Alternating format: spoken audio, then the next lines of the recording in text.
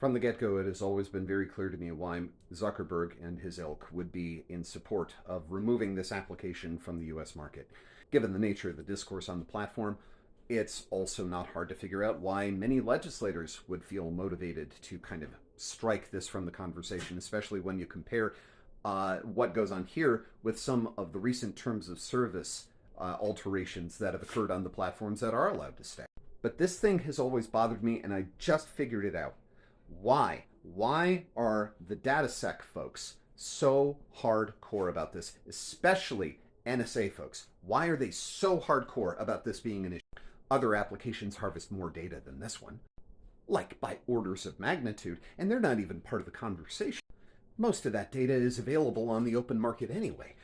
So what's different? What's different about what's going on here? No, the answer is a scandal in data security and intelligence services that was aired not quite a decade ago, in which it was revealed in grueling, excruciating detail why.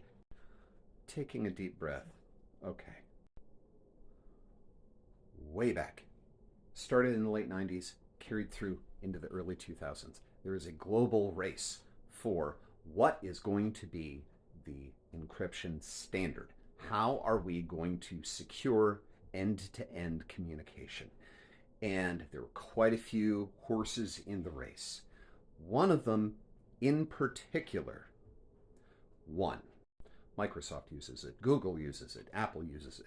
Virtually every application that you have installed on any device use it. Anytime you have a device that actually has hardware-based encryption, it uses this standard of encryption. This, for the record, is not me red stringing it together. This was in Wired for about a week.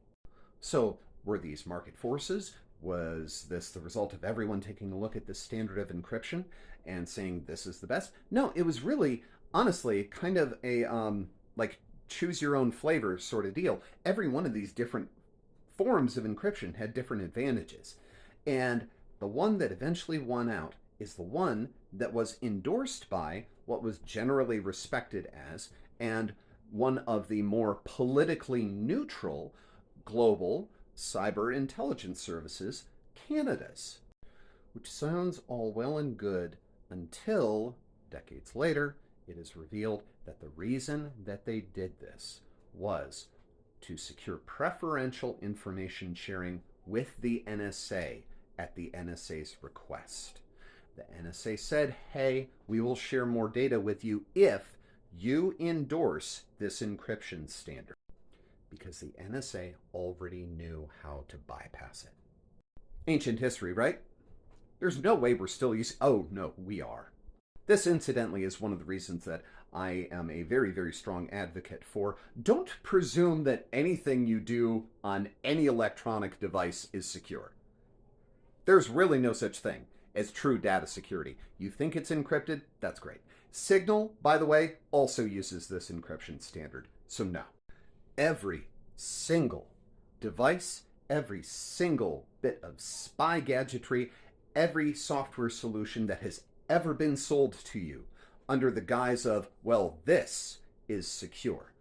Well, yeah. Locking your door is probably a good idea, but it isn't going to keep the locksmith out, is it? I will give you one guess, and one guess only. Who did not actually sign off on adoption of that encryption standard? Two countries, actually. Iran never widely adopted the CSIS approved encryption standard, which is one of the reasons why Stuxnet was as audacious a move as it was, and one of the reasons why, frankly, it was so impressive that Iran caught it before it actually went off. But the other, of course, is China. Not Russia, incidentally. Most of Russia's IT infrastructure is, frankly, borrowed from us, which is one of the reasons why I personally think their investiture in psychological electronic warfare is ingenious. They're playing into a strength rather than leaning on a weakness. But China never bought into the encryption standard that CSIS's endorsement convinced most of the world to adopt. So maybe part of the issue here is less about what data is being harvested from us. Maybe it is less about the purported Chinese spy, and maybe it is actually a little bit more about us having an application in our hands that our spies can't read, that has messaging capability. It doesn't matter that our messages aren't actually encrypted. It doesn't matter if every byte of data on this thing is absolutely publicly visible. It doesn't matter if the entire database was theirs for the asking with a single subpoena. The fact that the technology exists at all has got to drive them crazy.